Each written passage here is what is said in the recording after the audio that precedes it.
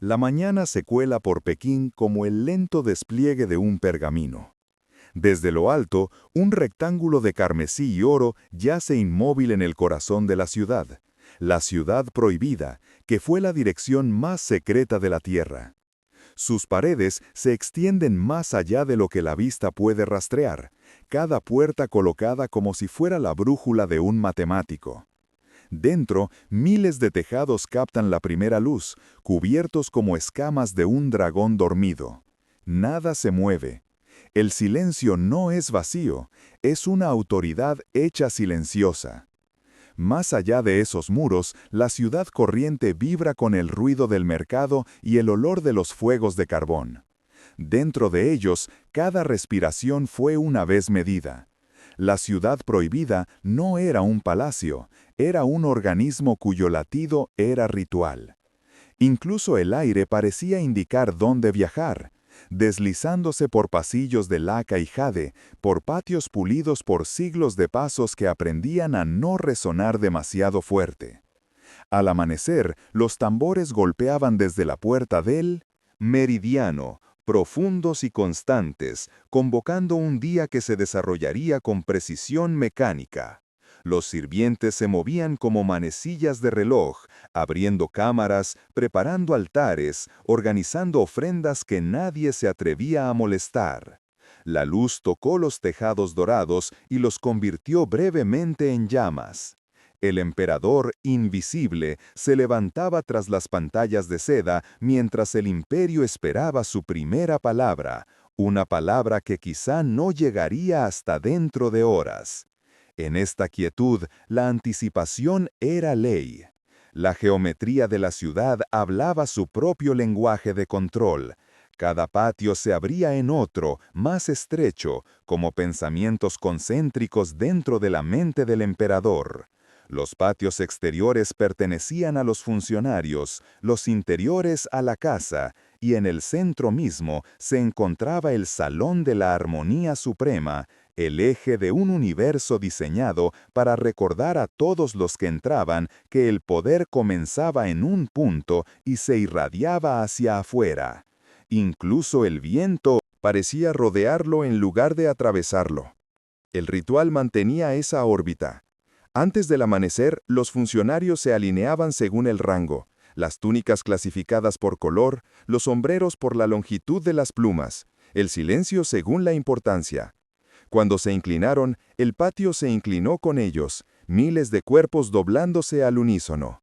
La presencia del emperador rara vez era necesaria, su ausencia era suficiente. El acto de arrodillarse se convirtió en una ceremonia de recuerdos, repitiéndose tan a menudo que la obediencia se convirtió en consuelo. La mente, adormecida por la precisión, confundió la disciplina con la paz. En los aposentos de las mujeres, las asistentes barrían los pasillos que ya brillaban, disponiendo flores que se marchitarían sin ser vistas. En las cocinas, los fuegos susurraban bajo calderos de bronce. Incluso el aroma del incienso seguía un horario. Cada hora tenía su aroma prescrito: sándalo para el amanecer, ciruela para la noche. Nada fue espontáneo. Existir aquí era armonizar con un patrón demasiado grande para cuestionar. Para quienes estaban fuera de las puertas, la ciudad prohibida brillaba como un paraíso. Para los que estaban dentro, era un laberinto de perfección. La simetría que asombraba a los visitantes podía asfixiar a los residentes. Tras puertas pintadas, el silencio se convirtió en peso. Las voces bajaron a susurros, no por respeto, sino por preservación. Un solo error, una palabra pronunciada en el momento equivocado, un gesto realizado una fracción demasiado lento, podía ondular hacia arriba hasta llegar al trono como una línea de fractura. Y sin embargo, bajo esa tensión se escondía la maravilla. La belleza del orden, la poesía de la precisión, la sensación de que la humanidad, si fuera lo suficientemente disciplinada, podría parecerse a los propios cielos. Al mediodía, las campanas del Palacio del Cielo sonaron 12 veces, y el sonido viajó como un pulso por el complejo. Los pájaros se elevaron, dieron vueltas una vez y se posaron de nuevo. El mismo patrón se repetía cada día durante 500 años. La continuidad era el verdadero lenguaje del imperio. El silencio era su puntuación. Cada generación de cortesanos heredó no habitaciones, sino roles, viviendo dentro de las sentencias que comenzaron sus antepasados. La noche trajo un alivio que no era libertad. El sol se ocultó tras las murallas de la ciudad, tiñéndolas de carmesí antes de retirarse a gris. Las linternas aparecieron una a una, sus reflejos temblando en charcos de mármol. Los músicos afinaban cuerdas que nunca puntearían a todo volumen. La perfección del día se cerró como un abanico, plegando todo movimiento de nuevo en la quietud. El emperador cenó solo, la ciudad respiró una vez y la oscuridad reafirmó el control. Sin embargo, en esa oscuridad persistía una extraña paz. El silencio que antes protegía el poder ahora revelaba su fragilidad. Sin un ritual constante, la ilusión podría desmoronarse. Sin creerlo, las murallas simplemente encerrarían otro palacio. El tono del narrador se suaviza, invitando a la reflexión en lugar de al juicio. Quizá el mayor logro de la ciudad prohibida fue su resistencia, permanecer inmóvil mientras el mundo exterior cambiaba de forma una y otra vez. En realidad, ese sueño requería cuidado constante. El silencio que calmaba al emperador también le atrapaba. La quietud que prometía atrás llevaba soledad dentro de su eco. Power se había construido un paraíso y encontró ese paraíso indistinguible de una jaula. Y así el capítulo cierra donde empezó la historia, con una ciudad suspendida entre la belleza y el miedo, la armonía y la contención. La ciudad prohibida no habla, escucha. La historia, los pasos, la lenta respiración de una civilización que creía que el silencio era fortaleza. Incluso, ahora, siglos después, cuando los turistas susurran bajo sus puertas Bermellón, el aire parece recordar el ritmo de esas mañanas desaparecidas, cuando el sol salía no para la gente, sino para la idea misma de perfección. Cuando volvió el amanecer, la ciudad prohibida despertó no con ruido, sino con movimiento. Una coreografía tan precisa que el silencio mismo parecía marchar en formación. Los sirvientes cruzaban patios en líneas rectas, sus pasos amortiguados por capas de ladrillo y polvo.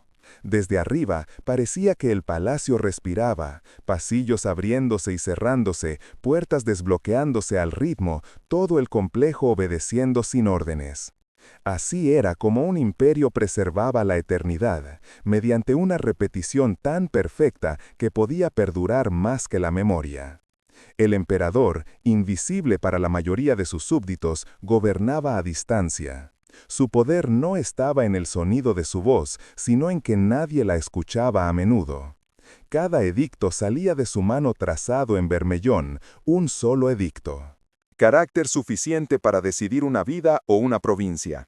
Ese trazo de tinta roja recorrió ministros, secretarios y guardias hasta llegar a las puertas exteriores, aún cálidas por el calor de la autoridad. Entre esa tinta y la gente se extendía un laberinto jerárquico, donde cada enlace vigilaba al de abajo y temía al de arriba. El control, en la ciudad prohibida, no se hacía cumplir, se heredaba. En los salones administrativos del palacio, los escribas se inclinaban sobre mesas de bambú desde el amanecer hasta que las lámparas se apagaban. Copiaban decretos imperiales con caligrafía perfecta, esperando que sus pinceladas fueran idénticas, sus márgenes intactos. Una mancha podría interpretarse como rebeldía. Aquí las palabras no eran conversación, eran arquitectura. Escribiendo a la perfección, los escribas construyeron muros invisibles alrededor de la voluntad del emperador. Y a medida que esos muros se engrosaban, también lo hacía la fe de que el orden era sagrado, porque estaba más allá del papel y la tinta. Otra red gobernaba el pulso del imperio: los eunucos. Estaban en todas partes y en ningún lugar. Guardianes, mensajeros, encargados de los registros, custodios del mundo privado del emperador. Para los forasteros parecían impotentes. En realidad, eran arterias de información. Nada entraba ni salía del patio interior sin pasar por sus manos. Una sola frase susurrada podía viajar desde el patio de una cocina hasta la cámara del emperador antes del atardecer. Su lealtad era absoluta no porque confiaran en el trono, sino porque habían sido rehechos para servirle. Al servir, encontraron identidad. En silencio, seguridad. El miedo se movió más rápido que el habla. Un funcionario podía ascender en fortuna una mañana y desaparecer al anochecer, su nombre borrado de los documentos como si nunca hubiera existido. El castigo rara vez se anunciaba. El rumor hizo mejor el trabajo. El conocimiento de que lo invisible podía decidir el destino mantenía a miles de funcionarios, personas precisas en su deber. Era un sistema que se alimentaba de la ansiedad, pero producía gracia, una paradoja que solo los imperios pueden mantener. Fuera de las puertas del palacio, los funcionarios reflejaban la misma maquinaria, pero a menor escala. Los informes subían, las solicitudes descendían, cada una escrita en forma idéntica. La burocracia se convirtió en un espejo de la ciudad que la construyó, simétrica, incansable y temerosa de improvisar. Cuando una decisión llegó a las provincias, ésta llevaba el frío de la perfección. La voluntad del emperador se había convertido en el clima, distante, predecible, incuestionable. La religión reforzó esta geometría de obediencia. El mandato del cielo declaraba que la armonía en el cosmos dependía de la armonía en el palacio. Desafiar la autoridad era perturbar a las estrellas. Los sacerdotes observaban presagios, los astrónomos cartografiaban eclipses y los funcionarios ajustaban su comportamiento para preservar el equilibrio celeste. De este modo, la metafísica y la política se convirtieron en una sola. El silencio del emperador era el silencio de los propios cielos, distante, sereno, incuestionable. Sin embargo, incluso en tal serenidad aparecían grietas. Los poetas dentro del palacio escribían versos que alababan el orden, pero lloraban la libertad. Sus palabras, disfrazadas de halago, llevaban matices de anhelo. Imágenes de grullas elevándose más allá de muros, de ríos que se negaban a congelarse. El imperio toleraba estos poemas como toleraba nubes decorativas sobre porcelana, bellos siempre que no alteraran el diseño. La disidencia, como el arte, solo estaba permitida si permanecía ornamental. Por la noche, cuando los pasillos se vaciaban y las linternas se apagaban, un ritmo diferente se apoderaba de todo. Los mismos funcionarios que imponían el silencio durante el día susurraban entre ellos bajo la luz de la luna, intercambiando rumores que podrían protegerles de las sorpresas del mañana. El conocimiento era moneda. Discreción es su bóveda. Los eunucos escuchaban, sopesaban cada palabra y decidían qué pasar. Así que la maquinaria se lubricaba a través del cotilleo, sus ruedas girando suavemente por el miedo. El tono del narrador se mantiene calmado, casi hipnótico. Nos damos cuenta de que el genio del sistema reside en su invisibilidad. No había guardias dando órdenes, ni látigos ni cadenas públicas. La ciudad prohibida no requería ninguno. Su arquitectura, la simetría, los muros dentro de los muros, enseñaba la sumisión más eficazmente que el castigo. Cuando las personas habitan la perfección el tiempo suficiente, empiezan a imitarla. La obediencia no se convierte en deber, sino en identidad. A lo largo de los siglos, esta estructura perduró mientras las dinastías cambiaban.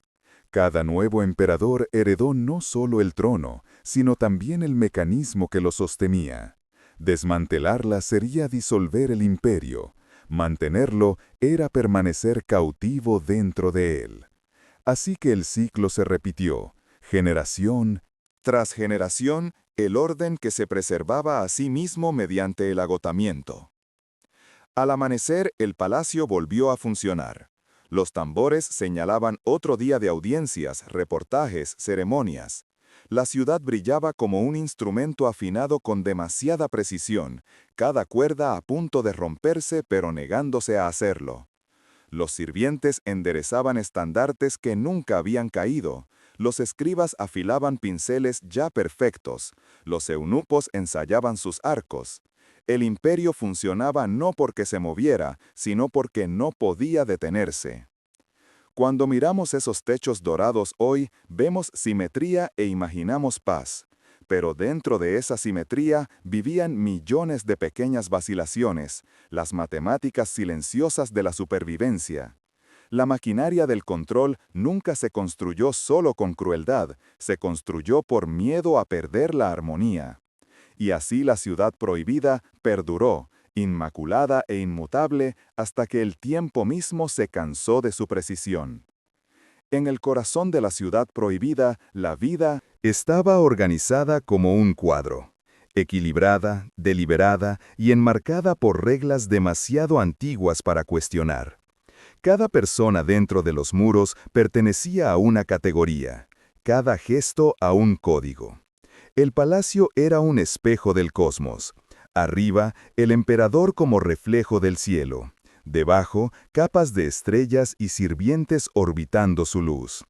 El brillo deslumbraba desde la distancia, pero dentro de él las sombras cargaban con el peso de la supervivencia. En la corte interior, la jerarquía moldeaba la existencia con tanta precisión como la arquitectura. En la cima se encontraba la emperatriz, el centro tranquilo del universo doméstico. Por debajo de ella estaban las consortes imperiales, las asistentes, las costureras, las limpiadoras, 1000 grados de proximidad al trono. El rango se medía no solo por el título, sino por el derecho a hablar, sentarse, respirar dentro de ciertos muros. Incluso el silencio tenía protocolo. Cuándo inclinarse, cuándo esperar, cuándo desaparecer silenciosamente. De la vista. Para los forasteros, el palacio parecía lleno de lujo, pero para quienes estaban dentro, la belleza era disciplina disfrazada. Cada túnica bordada, cada cuenco de porcelana llevaba un simbolismo que no podía confundirse. El amarillo pertenecía únicamente al emperador. Rojo significaba lealtad. El azul implicaba humildad. Un color usado con demasiada audacia podría invitar a correcciones. La etiqueta sustituyó a la ley, suave en la superficie, despiadada en su efecto. La orden era tan intrincada que la gente dejó de verla como control, se convirtió en el aire que respiraban. La orden era tan intrincada que la gente dejó de verla como control, se convirtió en el aire que respiraban. La vida diaria era un arte de la precaución. Al amanecer, las mujeres de la corte se vestían en silencio mientras la ciudad más allá de las murallas comenzaba a agitarse. Avanzaron por pasillos iluminados por la tenue luz de la mañana, dirigiéndose a sus tareas asignadas: ofrecer té, inspeccionar sábanas, registrar gastos. Domésticos que quizá nunca se leerían. Cada acto, por pequeño que fuera, reforzaba la pertenencia. Servir a la perfección era sobrevivir un día más. Bajo la etiqueta corría una corriente subterránea de intelecto. Las mujeres que prosperaban aquí no eran adornos, sino tácticas de calma. Aprendieron a leer el tono como los poetas leen el ritmo. Una mirada podía significar elevación o exilio. Una cortesía mal colocada podría deshacer años de lealtad. El poder en la ciudad prohibida nunca fue anunciado. Se sentía en la temperatura de una habitación, en la larga pausa tras un nombre. Para navegarla se requería una disciplina más precisa que la de cualquier soldado. La propia emperatriz encarnaba ese equilibrio. Su rostro era una máscara de serenidad, su autoridad ejercida por el gesto más que por decreto. Mantenía la paz en la casa como el emperador mantenía la paz del reino, mediando disputas que podían derivar en desastre. Su orden era sutil pero absoluta. El clima emocional del imperio dependía de su quietud. Cuando sonrió, todo el palacio pareció respirar de nuevo. A su alrededor, las consortes menores vivían dentro de anillos concéntricos de decoro. Sus ambiciones debían ser invisibles, sus virtudes constantes. Los pocos que ganaban favor se sentían elevados pero aislados, admirados pero observados. El privilegio traía su propio confinamiento. Otros buscaban influencia a través del conocimiento, dominando la literatura, la caligrafía o la música para convertirse en indispensables en la diplomacia silenciosa del palacio. En un mundo gobernado por las apariencias, el aprendizaje ofrecía una libertad que el poder no podía. Debajo de ellos trabajaba un ejército de asistentes que conocían cada pasillo y puerta secreta. Eran el pulso del palacio, escuchando cada rumor, presenciando cada cambio de expresión, pero destinados a no dejar rastro alguno. Su invisibilidad era su seguridad. La ciudad prohibida confiaba en ellos porque la historia no. Sus nombres se escaparon, pero sus manos mantuvieron el imperio impecable. Sin su silencio, el propio ritual habría flaqueado. El tono del narrador se suaviza a medida que el capítulo se adentra en el interior. La estructura que ataba estas vidas era tanto refugio como trampa. Dentro de su simetría, la gente encontraba significado. Fuera de él, dejaron de existir. Algunos aprendieron a encontrar paz en ese ritmo, doblando la ropa con devoción, cuidando jardines cuyas flores nadie vería. El acto se convirtió en meditación, una aceptación de que la resistencia podía ser una especie de poder. De vez en cuando, el ritmo se rompía. Una orden mal colocada, un rumor mal oído, una carta interceptada. Pequeños acontecimientos que temblaban en la jerarquía como ondas en aguas quietas. Cuando llegaron a la cima, alguien desapareció, y el patrón se cerró de nuevo, perfecto como antes. El miedo no se gritaba, estaba entendido. En tal sistema, la mayor rebelión era sentir compasión y ocultarla cuidadosamente hasta que se pudiera. Convirtiera en sabiduría. Afuera, los decretos públicos del emperador hablaban de armonía, familia y virtud. Por dentro, la armonía significaba sobrevivir mediante la contención. El palacio se mantenía gracias a una autoconciencia tan aguda que rozaba la invisibilidad. Las mujeres, los hermocos, los funcionarios, todos aprendieron la misma lección. El silencio es más fuerte que la discusión, la paciencia más duradera que el triunfo. Esta era la verdadera maquinaria que mantenía unida a la ciudad prohibida mucho después de que las dinastías surgieran y cayeran más allá de sus puertas. Cuando el narrador recorre los pasillos imaginando, el polvo baila en un haz de luz vespertina. Las habitaciones están vacías ahora, pero el aire sigue teniendo la forma de la disciplina. Es posible percibir la compostura de quienes vivieron aquí. La respiración cuidadosa, la gracia ensayada, los pensamientos no expresados plegados como prendas de seda. Lo que queda no es tragedia sino equilibrio, una civilización que valoraba el orden por encima del confort y encontraba belleza en la contención. El capítulo termina en silencio. El espectador se encuentra en el umbral de la corte interior, donde la simetría da paso al misterio. La jerarquía ha hecho su trabajo, manteniendo la paz a costa de la espontaneidad. Más allá de la siguiente puerta, espera la corriente más oscura de secreto y rumores, las voces que se mueven por los pasillos sin ser vistas. La ciudad prohibida perdura, aún impecable, aún escuchando. Su gente ha desaparecido, pero la disciplina que perfeccionaron permanece en el aire. Un susurro de pasos que una vez supo exactamente cómo caminar entre la reverencia y el miedo. La noche caía suavemente sobre la ciudad prohibida, pero la oscuridad nunca garantizaba privacidad. Bajo el resplandor de las linternas, los patios respiraban con rumores. Susurros flotaban por los pasillos como hilos de seda sueltos, hilos que podían reunirse, tejer y convertir en arma. El poder aquí no, rugía, escuchaba. Las paredes mismas tenían memoria, y dentro de esa memoria, la verdad era negociable. El palacio mantenía una red invisible de oídos. Los eunucos llevaban mensajes sellados entre las cámaras. Los guardias permanecían más tiempo del que requería el deber. Los asistentes repetían pequeños detalles a quienes podían pagar.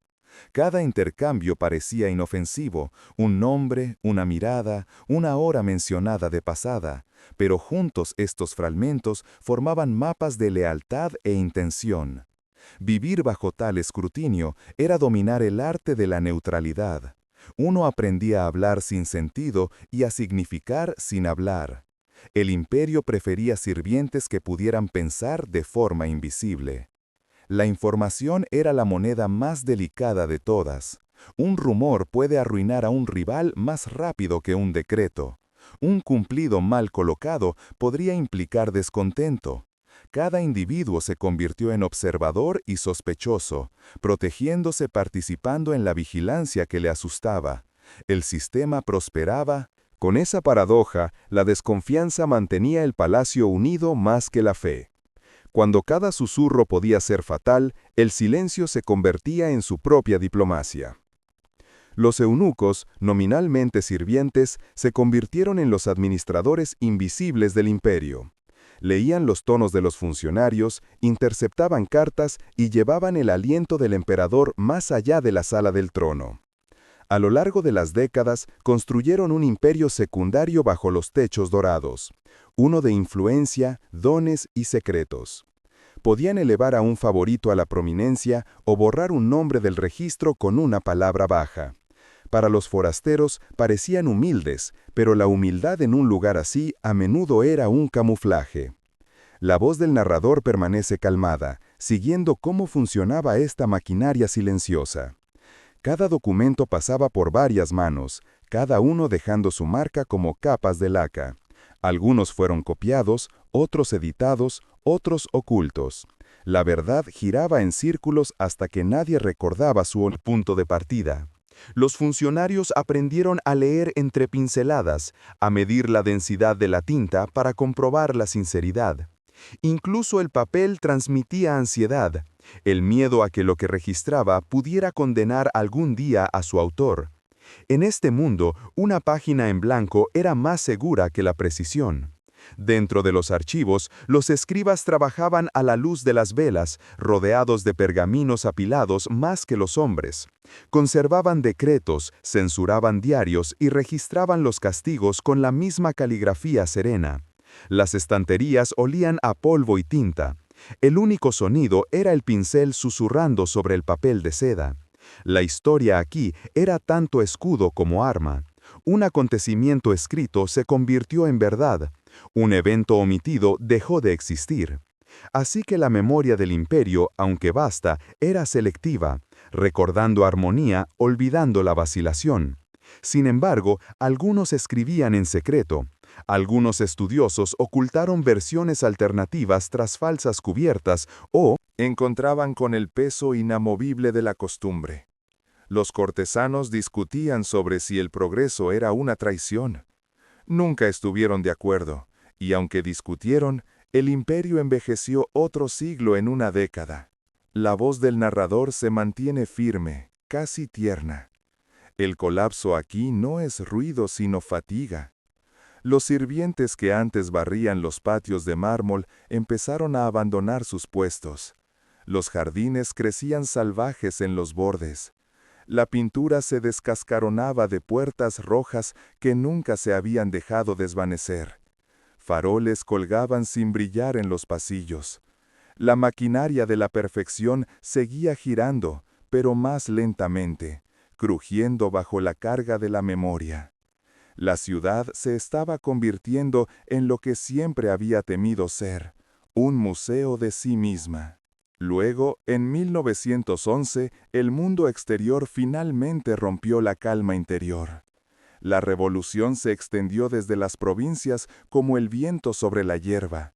Ejércitos leales a nuevas ideas marchaban bajo banderas de cambio.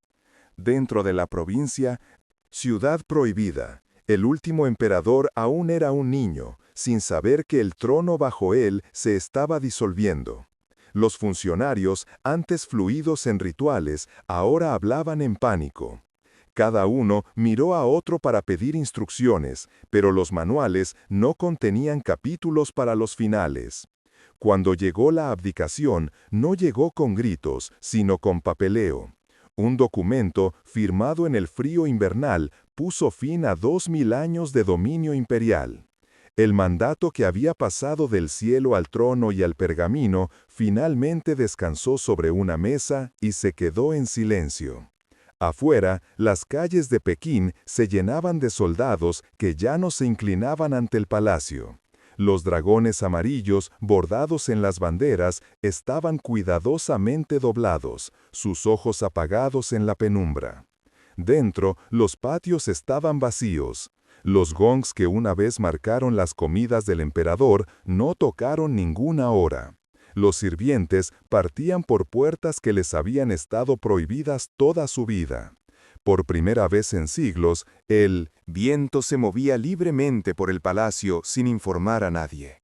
Tocaba las mismas piedras que los emperadores habían caminado, y llevaba sus ecos hacia una ciudad que ya aprendía nuevas canciones. El narrador hace una pausa. La ciudad prohibida no colapsó, exhaló. El silencio que había protegido el poder se convirtió en liberación. Los últimos vigilantes cerraron las puertas, no como carceleros, sino como cuidadores, y el latido del corazón del imperio se volvió un recuerdo. La precisión que una vez definió la civilización se convirtió en un vestigio de paciencia.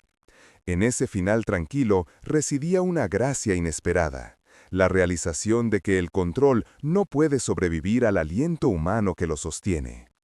Cuando volvió el amanecer, los tejados brillaban exactamente como antes, pero ya no pertenecían al mando.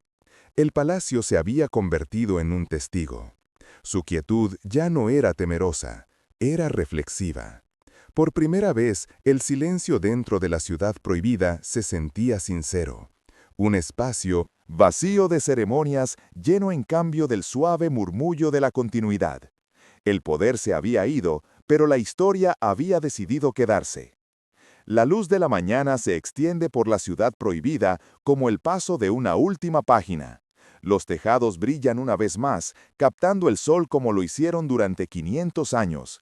Pero ahora la luz no pertenece a ningún emperador. Los turistas se arrastran por los patios de piedra, sus voces resonando donde antes resonaban órdenes.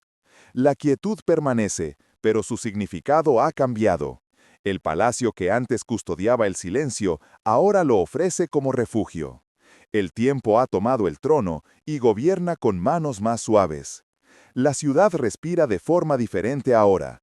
No suenan tambores al amanecer, ni gongs miden las horas. El único ritmo es el suave ritmo de pasos, el murmullo ocasional de guías explicando lo que antes era sagrado. La simetría persiste, los pasillos siguen alineados con los cielos, pero el peso se ha levantado. La perfección, despojada del miedo, se convierte en paz. El aire lleva una quietud que se siente ganada, como si la historia misma hubiera aprendido a exhalar. Dentro del salón de la armonía suprema, la luz se filtra por ventanas enrejadas, iluminando motas de polvo que flotan como restos de ceremonias. El trono permanece vacío, rodeado de dragones tallados congelados en pleno vuelo. Es fácil imaginarlos respirando una vez, protegiendo a un hombre que creía que el mundo se basaba en su palabra. Ahora, en su lugar, guardan la memoria. La voz del narrador se reduce a una calma susurrante. La autoridad se desvanece, pero la arquitectura recuerda. Las murallas pueden ya no escuchar órdenes, pero guardan el eco de la disciplina en sus piedras. Cada superficie guarda una historia. Los escalones de mármol han sido pulidos no por sirvientes, sino por siglos de pasos en busca de comprensión. Las puertas, antes reservadas a la realeza, ahora se abren para todos. A través de ellos fluye una corriente de curiosidad, el nuevo imperio de la maravilla. Donde antes el miedo apretaba el aire, el asombro lo afloja. Los visitantes recorren con las manos las balaustradas que los emperadores temían tocar, sintiendo calor en lugar de deber. El palacio, que antes era una jaula para la perfección, se ha convertido en un museo de resistencia. Incluso el silencio ha madurado. En los viejos tiempos era pesado, vigilante, lleno de consecuencias. Ahora parece meditación, una pausa entre las respiraciones de la historia. Las mismas piedras que antes silenciaban la conversación, ahora invitan a la reflexión. Es como si las propias paredes hubieran decidido seguir enseñando, solo a través de la quietud en lugar de la orden. Cada patio ofrece una lección diferente: paciencia en el patrón de las baldosas, humildad en la pintura desvaída, serenidad en la suave decadencia de la belleza sin mantener. El narrador se mueve por estos espacios con reverencia, describiendo cómo la naturaleza ha reclamado silenciosamente lo que el ritual antes resistía. Las enredaderas se enroscan alrededor de la base de los pilares. Los gorriones anidan bajo dragones tallados. El agua de lluvia se acumula en grietas que los artesanos antes alisaban a la perfección. El sueño del imperio de permanencia se disuelve en una armonía más honesta, una que acepta la imperfección como una especie de verdad. En esa aceptación, la ciudad prohibida se siente más viva que nunca en el apogeo de su poder. Al atardecer, las sombras se extienden largas por los patios. Las baldosas doradas se vuelven bronceadas, luego rojas y después se desvanecen a gris. La ciudad parece suspirar de nuevo, pero ahora es un suspiro de satisfacción, el alivio de algo que por fin ha dejado de funcionar. Las puertas que una vez separaban lo sagrado del ordinario ahora conectan el pasado con el presente. La gente se marcha a través de ellos sin miedo, llevando fragmentos de reflexión en lugar de miedo. La lección que da el palacio no es grandeza, sino quietud, la fuerza para permanecer en silencio en un mundo adicto al ruido. La noche vuelve suavemente. Los faroles parpadean encendidos, su luz temblando contra la madera antigua. Las mismas constelaciones que los emperadores antes rezaban, ahora brillan sobre estudiantes, viajeros y artistas que recorren estos pasillos maravillados. El imperio ha desaparecido, pero las estrellas no han cambiado. Observan el palacio con el mismo afecto indiferente, recordándonos que todo orden humano, por absoluto que sea, es una coreografía temporal bajo un cielo paciente. En los momentos finales, el narrador invita al espectador a situarse en el patio central, donde el viento se mueve suavemente a través de las puertas. Ahora no hay música, solo aire, piedra y memoria. La ciudad prohibida ya no guarda el poder, protege la perspectiva. Su silencio no es vacío, sino gratitud, la paz de un lugar que ha superado su propósito y ha encontrado sentido en su resistencia. Lo que las paredes recuerdan no son los mandatos que una vez repitieron, sino la humanidad que las construyó. Las manos callosas de los artesanos, los pasos cautelosos de los sirvientes, el aliento de la historia exhalado en el mundo abierto. A medida que la pantalla se desvanece, el amanecer vuelve a aparecer sobre los mismos tejados. Las últimas palabras del narrador flotan suavemente como incienso en el aire de la mañana. El fin de los imperios, quedan piedras.